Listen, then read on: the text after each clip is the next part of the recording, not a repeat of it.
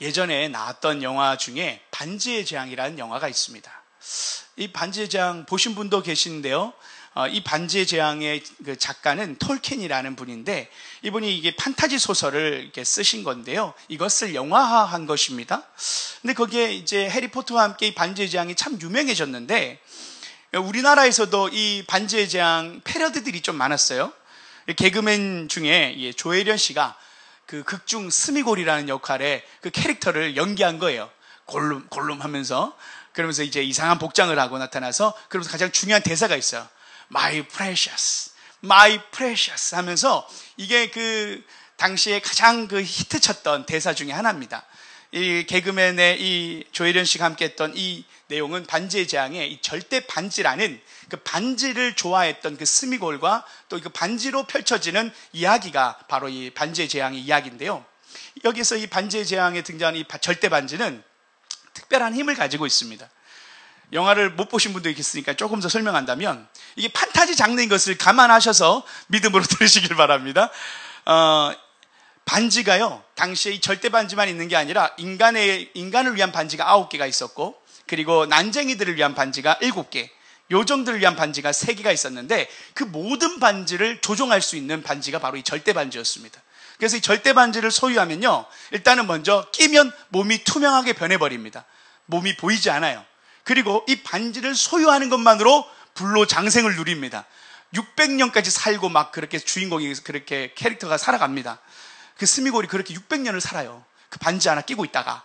그리고요, 그 반지가 있으면 온 세계를 통치할 수 있는 힘을 가지게 되는데, 이것을 갖기 위해서 쟁탈을 하는 거죠. 어둠의 마왕이 이 절대 반지를 찾으려고 하는 거고, 이 절대 반지를 주인공인 프로도라는 그 주인공이 절대 반지를 그 화산산에서 녹여가지고 없애려고 하는 그 이야기가 바로 반지의 제왕 스토리입니다.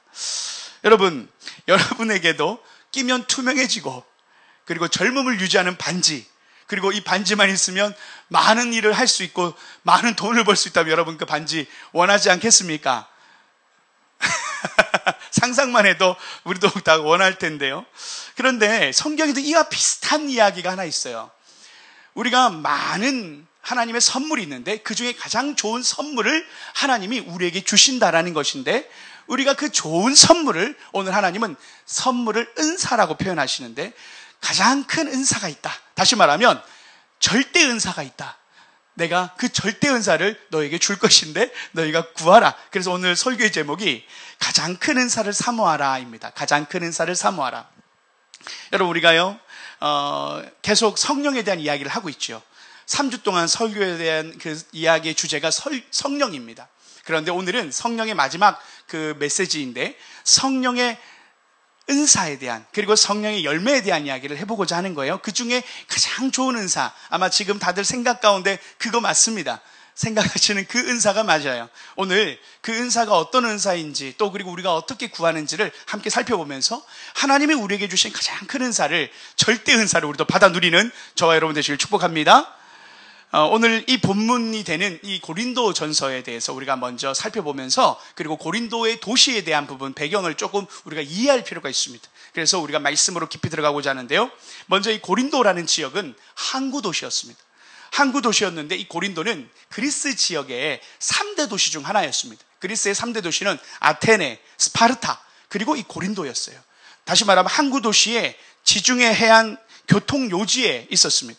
그래서 로마 시대에 들어서 정말 유명했던 도시였고, 헬라 도시 중에서 어떻게 보면 가장 번창했던 도시가 고린도였습니다. 그래서 항구 도시의 특성상 문물 교환도 되게 많았고, 지식의 교환도 많았고, 또 특별히 헬라 철학과 지식의 교육이 많이 발달한 도시가 바로 이 고린도였습니다. 그리고 그와 함께 반대적으로 우상 숭배 또한 많았던 도시가 고린도였고, 성적인 문란, 경박함, 부정적인 모습들도 상당히 많았던 도시가 바로 이 고린도였어요. 우리가 이제 강남에 나가보면 참 발달된 도시고 문화적으로도 많이 돼 있지만, 또 그렇게 유흥 문화들도 많이 있지 않습니까? 그런 것처럼 이 항구 도시였던 이 고린도가 그 당시에는 되게 집중된 도시였다라는 것, 거기에 고린도 교회가 태어났다라는 것을 우리가 이해할 필요가 있습니다. 이 고린도 교회는요, 사도 바울이 2차 전도 여행 때 개척한 교회입니다. 그래서 이 개척한 이 이후에 사도 바울이 한 5년 정도를 떠나 있어요. 3, 4년 정도에서 길게는 5년인데 4년 정도라고 보면 떠나 있는 동안 고린도 교회가 문제가 일어납니다. 그래서 사도 바울이 3차 전도 여행 때 디모데를 보내서 편지를 동봉해서 보내면서 그 고린도 교회를 깨우기 위해서, 다시 일으키기 위해서, 말씀으로 세우기 위해서 고린도 전후서를 보내게 되는 것입니다. 배경이 그렇습니다. 그런데 무슨 문제가 있었느냐? 고린도 교회 안에는 근친상간이라는 성적 범죄가 있었습니다. 그리고 그 교회 안에서 서로 성도 간에 소송이 있었습니다. 법정 소송이 있었습니다. 그리고 더 나아가서는 교회 안에 파당이 있었습니다. 이렇게 고린도 교회가 참 문제가 많은 교회가 돼버린 것입니다. 5년 만에, 4년 만에 이런 문제의 소식을 듣고 사도 바울이 이 교회를 향하여 하나님의 마음으로 편지를 쓰게 되는 것이죠. 그래서 오늘 편지의 1절에 이렇게 시작됩니다. 1절, 하나님의 뜻을 따라 그리스도 예수의 사도로 부르심을 받은 바울과 형제 소스데네는 하면서 사도 바울이 하나님의 뜻을 따라 내가 사도가 되었고 이 편지를 쓴다라고 이야기합니다. 사실은 사도 바울이 개척한 교회니까 사도라는 말을 굳이 안 써도 되고 잘 지냈니? 이렇게 할 수 있는데 굳이 하나님의 뜻을 따라라는 표현을 씁니다. 그것이 왜 그러냐면 당시에 이 교회 안에 분열이 있었기 때문입니다. 12절 말씀을 보면요, 이 분열의 핵심이 나오는데 내가 이것을 말하거니와 너희가 각각 이르되 나는 바울에게, 나는 아볼로에게, 나는 게바에게, 나는 그리스도에게 속한 자를 한다는 것이니 해서 이 파당 중에 게바라는 파가 있었어요. 이 게바는 이름이 베드로의 그 이름 아닙니까? 근데 이 베드로라는 이 파가 생겼다라는 것을 다르게 얘기한다면 사도 바울의 사도권을 인정하지 않았던 사람들이 있었다라는 것입니다.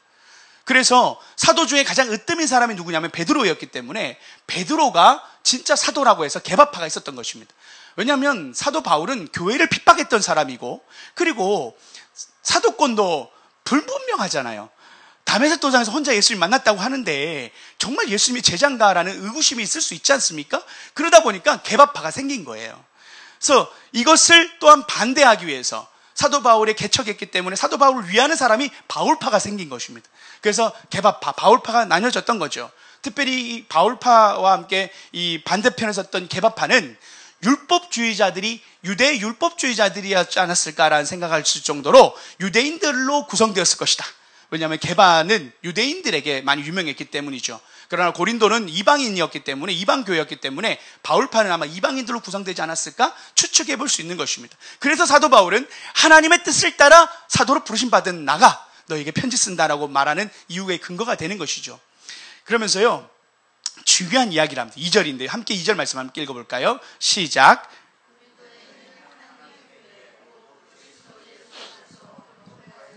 성도라 부르심을 받은 자들과. 그런데요, 네, 여기까지. 그런데 그럼에 불구하고요, 사도 바울이 근친상간, 법적 소송, 그리고 파당, 그리고 성찬의 문제까지 많은 문제들이 있었던 고린도 교회를 바라보는 사도 바울의 마음이 어땠을까요?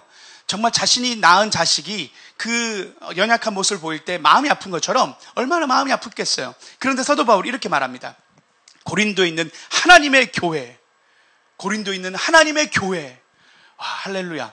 사도 바울이 너희가 그렇게 부족해서 하나님의 교회란 타이틀 쓸 수 없어가 아니라 믿음으로 먼저 선포하는 것입니다. 너희는 하나님의 교회다. 그리스도 안에서 거룩하여지고 성도라 부르심을 받은 자들이다. 여기서요, 이 성도라는 단어가요, 헬라어로 하기오스입니다.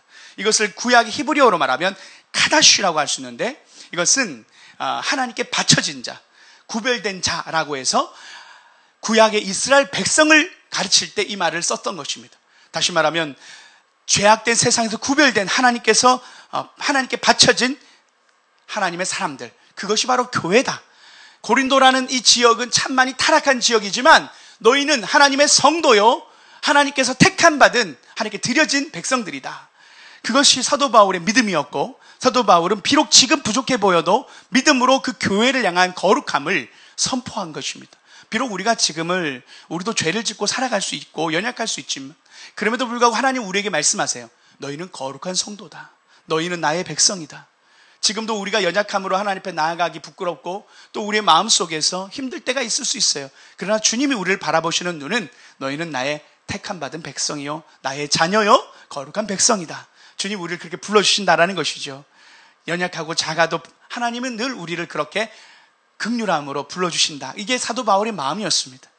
그러면서요, 사도 바울이 참 아이러니하게 이런 표현을 써요. 7절에 보면 너희가 모든 은사에 부족함이 없이 우리 주 예수 그리스도의 나타내심을 기다립니다. 모든 은사가 그런데 고린도에게 참 많았다라는 것과 함께 참 아이러니하죠. 이 하나님의 교회 안에 사도 바울은 이 모든 은사가 많음을 먼저 감사부터 합니다. 은사가 많은 건 감사한 일이죠. 그런데 우리가 한 가지 놓치지 말아야 될 것은 은사가 많다고 신앙에 성숙한 건 아니라는 것입니다. 오늘 사도 바울은 이 편지를 쓰면서 이것을 가르치고 싶으셨던 거예요. 다시 말하면 은사가 부족함 없이 많았던 이 고린도 교회, 특별히 5절에 보면 어떤 은사가 많았냐면 이렇게 적혀 있어요. 이는 너희가 그 안에서 모든 일, 곧 모든 언변과 모든 지식에 풍족함으로 해서 고린도 지역이 헬라 철학이 많았다 했지 않습니까? 지식이 많았다 했지 않았습니까? 그러니 이 고린도 교회의 성도들도 지식의 은사를 많이 받았었습니다.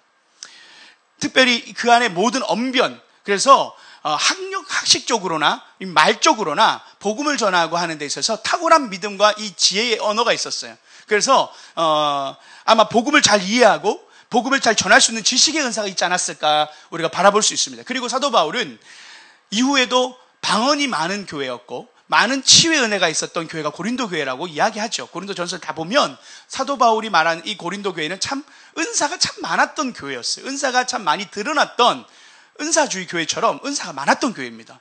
근데 참 정말 다시 한번 봐도 신기하죠. 은사가 많으면 믿음이 좋아야 될 거 아닙니까?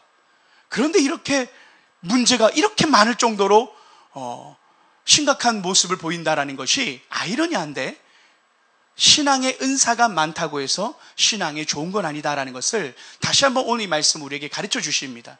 그러면서 하나님께서 우리에게 절대 은사를 사모해라. 절대 반지를 사모하듯이 절대 은사를 사모해야 되는데 그것은 어떤 은사냐? 고린도전서 12장 31절입니다. 이 말씀은 오늘 중요한 말씀이니 함께 읽도록 하겠습니다. 시작. 너희는 내가 또한 가장 좋은 길을 너희에게 보이리라. 사도 바울이 고린도 교회 고린도전서에 이제 진심으로 본론이 나옵니다. 여러분 사랑장 하면 어디입니까? 고린도전서 13장 13절. 고린도전서 13장에 보면 사랑장이 나타나요. 제가 이거 한번 사랑장 너무 은혜로운 말이니까 한번 여러분 들어보셔도 좋겠어요. 내가 사람의 방언과 천사의 말을 할지라도 사랑이 없으면 소리나는 구리와 울리는 꽹과리가 되고 내가 예언하는 능력이 있어 모든 비밀과 모든 지식을 알고 또 산을 옮길 만한 모든 믿음이 있을지라도 사랑이 없으면 내게 아무것도 아니요 내가 내게 있는 모든 것을 구제하고 또 내 몸을 불사르게 내어줄지라도 사랑이 없으면 내게 아무 유익이 없느니라. 사랑이 없으면 방언도 예언도 모든 비밀과 믿음이 있어도 모든 구제도 의미가 없다라는 것입니다. 사도 바울이 말하는 오늘 가장 큰 은사를 사모하라는 이 은사는 사랑입니다. 사랑의 은사를 사모하라는 것입니다. 절대 은사인 이 사랑의 은사를 사모하라. 오늘 우리 함께 주시는 하나님의 말씀은 우리가 오늘 하나님이 주시는 이 사랑의 은사를 함께 받고자 하는 것입니다. 이 은사라는 단어는요, 신약 성경에 쓰이는 이 단어인데요, 구약 성경에는 없습니다. 신약 성경에만 20번 정도가 은사라는 단어가 쓰였는데 그것을 카리스마라고 헬라어로 쓰여져 있어요. 그것을 다르게 해석하면 선물입니다. 그래서 은사는 하나님의 선물입니다. 하나님이 주시는 게 선물이 바로 성령의 은사들인데 그것에 대해서 우리가 기억해야 할 것은 누가 주시는 것이다? 성령이 주시는 것이다. 성령님은요 우리에게 은사 주시기를 원하시고 가장 큰 은사를 사모하라고 말씀하실 때 그러면 안 주겠다라는 거예요? 주겠다라는 거예요? 주신다라는 거죠. 여러분 우리가 방언의 은사를 구하는 분이 계실 거예요. 예언의 은사, 병 고침 은사, 신유의 은사를 구하신 분도 있지만 여러분 다시 말하지만 그 은사보다 더 좋은 은사가 뭐라고요? 사랑의 은사를. 성경에서 계속적으로 증언하는 이 은사는 바로 사랑의 은사인데 이 은사를 구하라는 거예요. 우리가 가장 받고 싶은 기도 제목 하나님께 올려드리라면 하나님 제게 사랑의 은사를 주세요. 그게 우리의 기도 제목이 되어야 하는 것을 비밀스럽게 사도 바울이 이야기해 주는 것입니다. 그래서요 사도 바울이요 이 사랑이 없으면 아무것도 아니라는 말과 함께 사도 바울이 이 성령의 은사가 많았던 교회였지만 참 파당을 짓고 성적 범죄를 일으키고 참 많은 이 연약한 모습을 보였던 것을 통하여 우리가 많은 은사가 있다 해서 또 은사 만능주의로 빠지면 안 된다라는 것. 은사는 감사한 일이지만 하나님 우리에게 더 중요한 은사를 주시는데 혹시 방언의 은사를 못 받으신 분 있다면 사랑의 은사를 받기를 간절히 하나님께 기도하시면 하나님 그 은사를 주시지 않겠습니까? 하나님 이 은사 주시길 기뻐하십니다. 사랑의 은사를 구하는 자들에게 사랑의 은사 주시길 기뻐하십니다. 근데요, 참 놀라운 것은 이것은 신앙의 연수와 상관이 없을 때가 있어요. 고린도 교회는 신앙의 연수도 찼습니다. 은사도 많았습니다. 그런데 사도 바울의 책망을 받은 거죠. 하나님의 책망을 받은 건데요. 그런데 믿은 지 얼마 안 된 교회가요, 사랑의 은사가 있는 교회가 있었어요. 성경에 보면 그 교회의 이름을 데살로니가 교회다라고 말합니다. 데살로니가서 1장 3절 한번 말씀을 볼까요? 너희의 믿음의 역사와 사랑의 수고와 우리 주 예수 그리스도에 대한 소망의 인내를 우리 하나님 아버지 앞에서 끊임없이 기억하매니. 사도 바울이 데살로니가 전서를 쓰면서 데살로니가 교회를 향한 편지를 쓸 때는 데살로니가 교회가 얼마나 풍성한 사랑의 은사가 넘쳤는지를 칭찬합니다. 사랑의 수고가 너에게 있구나. 여기서 이 수고라는 단어는 레이버, 영어로 노동입니다. 사랑은 수고가 따른 것이죠. 그래서 이 데살로니가 교회가 사도 바울이 개척한 지 얼마 되지 않았던 시기였어요. 사도 바울이 한 달 정도 같이 머무르다가 교회에 믿음에 생긴 성도들이 모였는데 사도 바울은 떠나게 됐어요. 고난 핍박으로 인해 떠나게 돼서 사도 바울이 사실은 이 고린도 교회를 데살로니가 교회를 남겨두고 편지를 쓸 때만 해도 믿은 지 한 3개월밖에 안 된 초신자 교회였는데 그 교회에 믿음의 역사가 있었고 사랑의 수고가 있고 그리고 소망의 인내가 있었다. 인내와 사랑이 있었다. 정말 이 놀라운 성령의 열매가 이 데살로니가 교회에 나타났다는 것이죠. 그래서요, 하나님께서 이 성령의 열매가 풍성한 교회를 칭찬하신다라는 것, 그래서 사랑의 수고가 우리가 구해야 될 기도의 제목이라는 것을 우리가 기억해야 한다는 것입니다. 그래서 우리가 잘 아는 갈라디아서 5장 22절에 보면 성령의 열매에 대해서, 이것을 성령의 은사죠. 그러나 성령의 선물을 받은 이것이 우리의 삶의 열매로 나타나는데 이 열매를 이렇게 정의합니다. 이 말씀도 너무 소중하니 함께 읽어보겠습니다. 시작. 오직 성령의 열매는 사랑과 희락과 화평과 오래 참음과 자비와 양성과 충성과 온유와 절제니 이 같은 것을 금지할 법이 없느니라. 성령의 열매를 구하는 교회가 성숙한 교회입니다. 성령의 은사가 많아도 죄를 범할 수 있고 그렇게 교회가 깨질 수 있습니다. 은사가 많은 교회도 소중하지만 은사보다 열매가 많은 교회가 더 풍성한 결과를 만들어냅니다.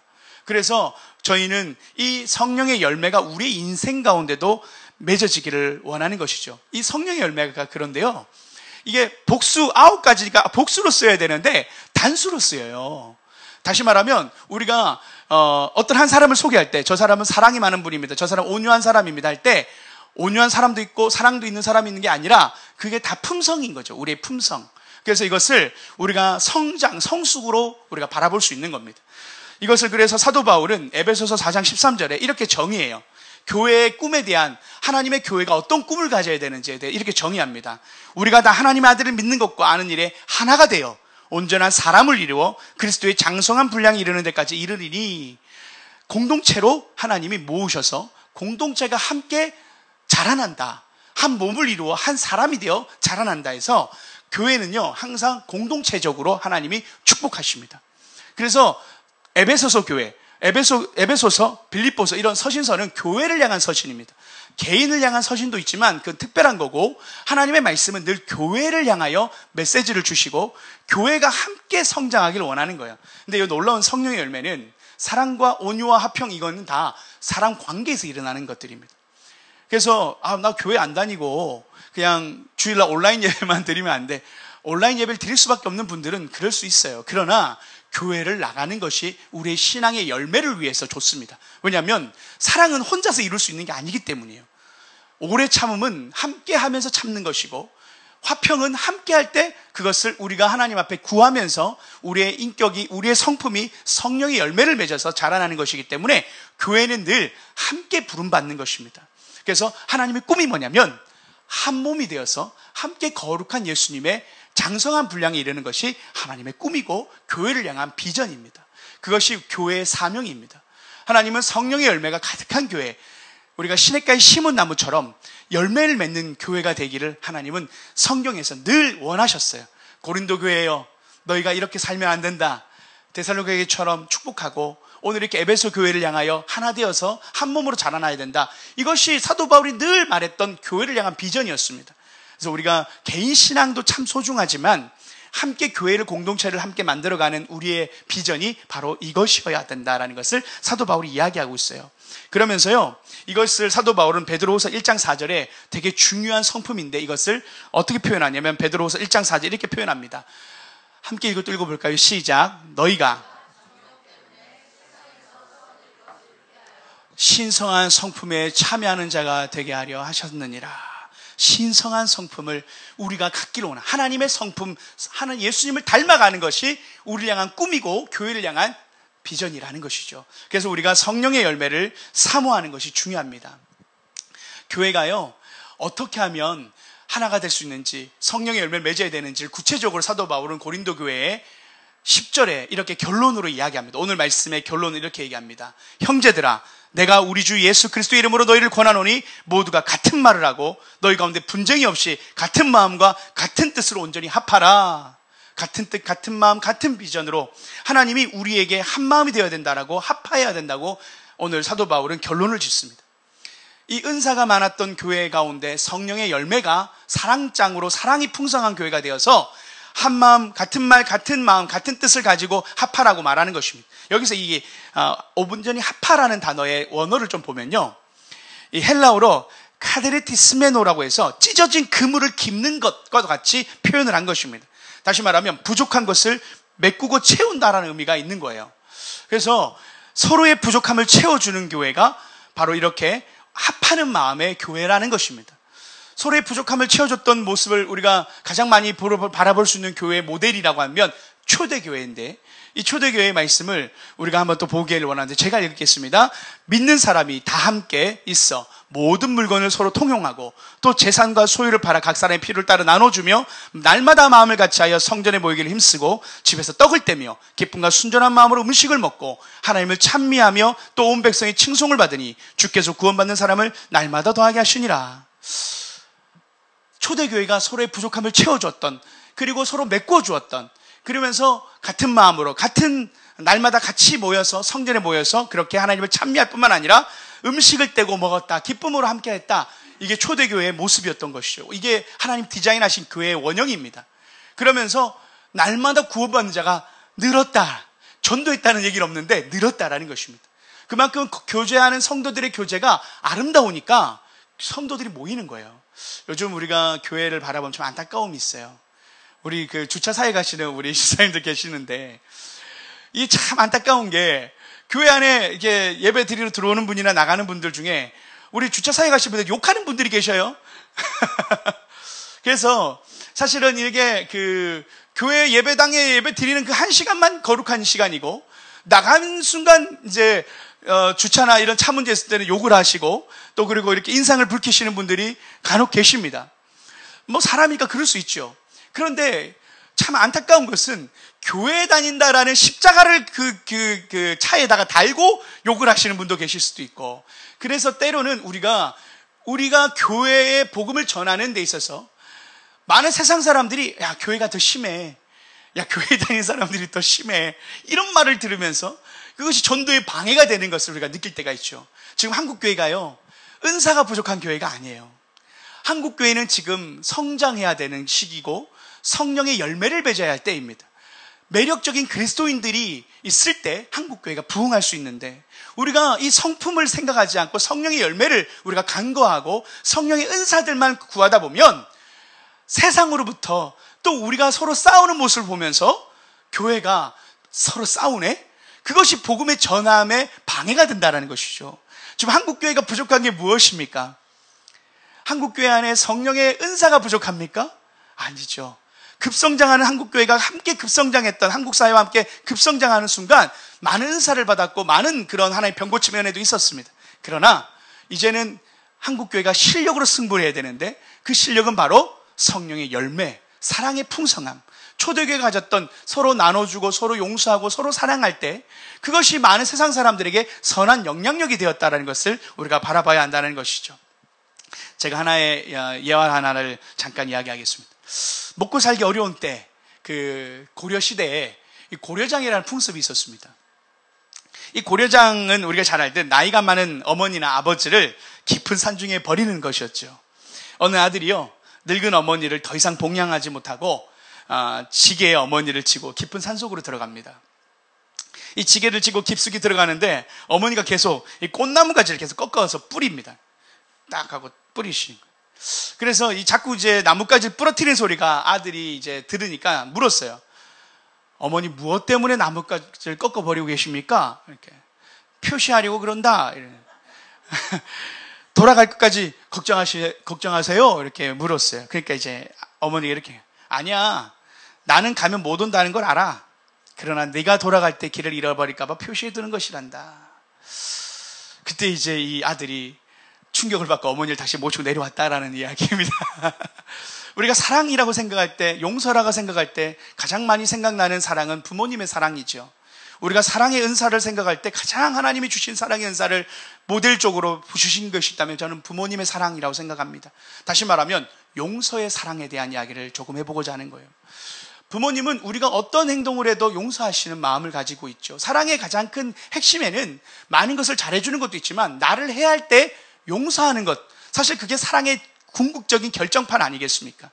나를 해하는 자를 용서하는 것, 내 원수를 사랑하는 것, 그것이 사랑의 능력이 아닙니까? 그래서 오늘 이 어머니의 사랑처럼 이 사랑의 은사를 구하는 것이 우리가 하나님 앞에 내가 용서하지 못하는 사람, 내가 용서하고 품지 못했던 사람들을 용서하라는 말씀이기도 합니다. 제가요, 이 청소년 교회 사역을 오래 했었는데, 그러면 이제 수련회라는 이제 집회를 가져요. 이 수련회를 하다 보면 아이들에게 제가 이제 성령의 은사를 사모하라고 얘기하고, 그러면서 성령의 열매 또한 사모하라고 기도 제목을 던집니다. 그러면 이 방언을 받은 친구들이 있다고 해서 간증문을 적어내요. 그런데 어느 친구가 간증을 쓰는데 이런 간증문이에요. 자기가 중2 때인가 그 중3 때 왕따를 당한 거예요. 자기 학교에서 친구들이 자신을 이렇게 왕따를 시킨 거예요. 그래서 그들이 너무 싫었고 그들이 너무 보기가 싫었는데 기도하는데 그들을 용서해야 되겠다는 생각이 들었다라는 거예요. 그래서 그들을 용서하기로 마음먹은 간증문을 쓴 거예요. 그래서 제가 간증문을 보고 나오는데 간증 그걸 이렇게 방언의 은사 받은 애들도 있지만 올라오라고, 간증을 읽으라고. 왜냐하면 그 친구는 몰라요. 그게 무슨 은사인지. 사랑의 은사인 거죠. 용서하는 마음을 주신다라는 것. 그래서요, 이 은혜 가운데 큰 은혜를 받다 보면요, 갑자기 내가 용서하지 못했던 사람이 생각나요. 저 사람을 용서해야지. 하나님 마음 가운데 계속 용서하라는 마음을 주세요. 부모를 용서해라. 내 남편을 용서해라. 내 아내를 용서해라. 그 마음을 주실 때 하나님이 주신 사랑의 은사의 그 역사인 거죠. 그러면서요, 이 집회하다 보면요, 이 아이들이 뭔지 잘 모르니까 순수한 아이들이잖아요. 그 아이들이 어떻게 하는 줄 아세요? 막 돌아다니면서 서로 막 용서를 구하고 서로 막 부둥켜 안고 막 울고 막 기도해요. 그게 집회할 때 나타나는 은사 중에 놀라운 은혜 중에 있습니다. 근데 우리가 그걸 보면 그냥 저렇게 같이 뭐 자꾸 우나 보다 이렇게 생각할 수 있지만 사랑의 은사가 임한 거죠. 저는 그것이 공동체에 주신 하나님의 가장 큰 축복 중에 하나라고 생각합니다. 다시 공동체를 하나로 묶으시는 거예요. 성령의 역사는 성도의 그 서로의 하나 되지 못했던 마음을 하나로 묶어내시는 거죠. 그래서 공동체 가운데 기도회 같은 이런 시간들이 그런 하나님의 성령의 은사가 임할 때 서로 울고 서로 붙잡고 기도해주는 그런 역사가 일어나기도 하는 것이죠. 저는 오늘 우리 운정한 소망교회가 말씀을 결론을 맺으면서 하나님께 어떤 교회가 되어야 될까? 우리가 어떤 교회를 꿈꿔야 될까? 저는 은사가 많은 교회도 소중하다고 생각합니다. 방언의 은사도 있고 지식의 은사도 있고 예언의 은사, 병 고침 은사도 나타나길 바라요. 그러나 우리 운정한 소망교회가 정말 꿈꿔야 될 교회는 정말 초대교회가 같은 마음으로 같이 함께 떡을 떼며 교제했던 것처럼 사랑의 은사가 충만한 교회 되기를 원합니다. 우리 운정한 소망교회가 어떤 비전으로 나아가야 되느냐? 예수님을 닮아가기까지 신의 성품에 참여하는 교회가 되기를 바라는 것입니다. 그래서 한국교회 안에서 우리가 정말 그냥 성도들에게 소문이 나고 이 지역에 소문이 나고 정말 저 교회는 사랑이 많은 교회야, 저렇게 서로 행복할 수 있을까? 저 교회 다니고 싶다. 그런 마음이 교회가 있기를 우리가 꿈꿔보는 것이죠. 할렐루야. 잘해봅시다. 그래서 5월 15일 날 다 같이 가야 되는 거예요. 이것은 우리가 노력하는 것이 필요합니다. 시간을 투자하지 않으면 서로를 알 수도 없고, 서로가 그렇게 말했지만 혼자 신앙생활은 우리의 인격을 성장시키지 못합니다. 성령의 열매는 함께 할 때 우리의 오래 참음과 인내와 화평과 하나님이 주시는 이 양선의 마음이 발동하는 것이에요. 그래서 함께 할 때 더 성장하는 것입니다. 우리가 함께 모이기에 힘쓰고 기도에 힘쓰고 또 교제에 힘쓸 때 주님이 우리에게 이 사랑에 넘치는 교회가 되게 할 줄 믿습니다. 더 나아가서 우리 개인에게 하나님 도전하는 게 있어요. 내가 용서하지 못했던 사람, 내가 품지 못했던 나의 남편, 혹시 지금 옆에 앉아있지만 서로 같이 앉아있지만 우리 마음속에 우리 아내도 저 뒤에 앉아있는데 용서하지 못했던 마음이 있다. 오늘 기도할 때 하나님 용서할 마음을 주시옵소서. 그리고 사랑할 수 있는 마음에 너그러움을 주시고 사랑의 은사를 주옵소서. 이게 선물입니다. 우리 힘으로 안 된다라는 거예요. 사랑의 용서의 은사는 선물입니다. 성령의 능력이에요. 그것이 절대 반지처럼 우리 힘으로 안 되니까 은사를 구하고 성령의 도움을 구하는 겁니다. 남편 용서 안 됩니다. 사랑이 안 돼요. 그런데 성령이 함께 하시면 갑자기 긍휼한 마음으로 바라보게 되는 그 믿음이 생기게 되는 겁니다. 내 힘으로 하는 게 아니라 성령의 능력이 작동하면 그 모든 걸 뚫고 나가는 것이죠. 진심을 하나 흘려보내주시면 갑자기 남편이 아내가 당신 왜 이래? 이런 일들이 있게 되고 그러면서 저 사람이 변해야 내가 변해야 될 것이다. 아니요. 내가 변해야 저 사람이 변하는 것이. 근데 내가 변할 능력과 힘이 없는 거죠. 지쳐서 피곤해서. 그래서 하나님 주시는 힘으로 우리가 공급되신 주의 성령의 능력으로 오늘 우리가 용서하기를 원하는 거죠. 그래서 오늘 시간은 기도하고 나아갈 때 집에 가실 때는 꼭 사랑의 은사를 우리가 받아 나가기를 축복합니다. 그래서 우리가 용서하지 못했던 한 사람, 그 한 사람을 품고 기도하는 것이죠. 제가 이 얘기는 제가 원고에 없는 얘기인데 제가 그래도 한 말씀만 나누고 마치고자 합니다. 제가 고등학교 때 제가 신앙이 막 성장할 때였어요. 그러면서 제 마음속에 그 중3 때 저랑 싸웠던 한 친구가 있었습니다. 근데 그 친구가 정말 친했던 친구예요. 근데 그 친구가 어느 날 저랑 약간 살짝 틀어진 건 아닌데 좀 서먹서먹했는지 하여튼 뭔가 그때 상황 정확하게는 생각나지 않는데 제가 이제 버스를 타고 집으로 가야 되는데 같이 집 가는 방향이었고 그 친구도 같은 버스를 타고 같은 동네를 가야 되는데 제가 100원짜리 하나가 부족했어요. 그래서 그 친구한테 100원 좀 빌려달라고 했어요. 100원을 안 빌려주는 거예요. 그래서 제가 100원 때문에 그 친구를 안 봤어요. 중3 때. 그 어린 마음에, 왜냐면 버스 타고 가야 되는데 걸어갔단 말이에요, 집에. 제가 포항 사람인데 강을 건너 가야 되는데 그 다리를 1시간 넘게 건너가서 집에 갔단 말이에요. 얼마나 속상하겠어요. 그 100원 하나 안 준 그 친구가 제 마음에 이게 남아있었던 거예요. 그래서 그 친구랑 절교했어요, 제 마음에. 중3 때 그랬었습니다. 그러면서 제가 고등학교 때 신앙생활하고 예수를 영접하면서 갑자기 하나님이 맨날 집에 가는데 버스 타면 그 친구가 보이잖아요. 같은 동네니까 한 번씩 같이 가다 보면 보이잖아요. 근데 제 마음에 하나님이 용서해라 라는 마음을 주시는 거예요. 용서해라. 그래서 그때 그게 하나님 주시는 마음이었고 하나님이 계속 그 친구를 볼 때마다 부담이 돼서 저는 이제 신앙생활 하는데 예수님 믿고 이제 잘 믿고 있는데 그래서 그 친구 볼 때마다 제 마음에 무언가가 있었어요. 그래서 하나님 말씀 순종하는 마음으로 버스를 타고 내릴 때 인사를 했어요. 잘 지냈니? 그리고 그 친구랑 같이 걸어가면서 이야기를 했어요. 근데 그 이후에 그 친구 못 봤어요. 어디 갔나 봐요. 근데 제가 하나님이 이사를 갔는지 어떻게든지 모르지만 제 마음에 있었던 그 친구를 향한 용서하는 마음을 하나님 주셨던 거 비록 100원짜리였지만 저의 마음에 청소년 때는 그 마음이 컸던 것 같아요. 그런데 하나님이 제 안에 성령으로 은혜를 주시니까 용서할 마음을 주셨다는 것을 우리가 기억하면서 하나님 앞에 오늘 우리가 용서하지 못했던 한 사람, 내가 지금도 계속 몇 년 동안 묶어놨던 한 사람, 그 한 사람을 두고 하나님 앞에 기도해 보는 것입니다. 하나님, 내가 용서하게 해 주옵소서. 내가 하나님 그를 품게 하여 주옵소서. 특별히 부모님에게 받았던 상처, 비록 시어머니가 돌아가셨고 또 부모님이 지금 계시지 않을 수 있지만 우리가 그 부모님을 향하여 용서하는 마음으로 용서하는 마음, 주의 성령께서 우리 안에 사랑으로 용서할 수 있는 마음을 허락해 달라고 그렇게 오늘 기도했으면 좋겠습니다. 주의 사랑의 은사가 더 큰 은사를 사모하는 저와 여러분 되시길 축복합니다. 함께 기도하시겠습니다.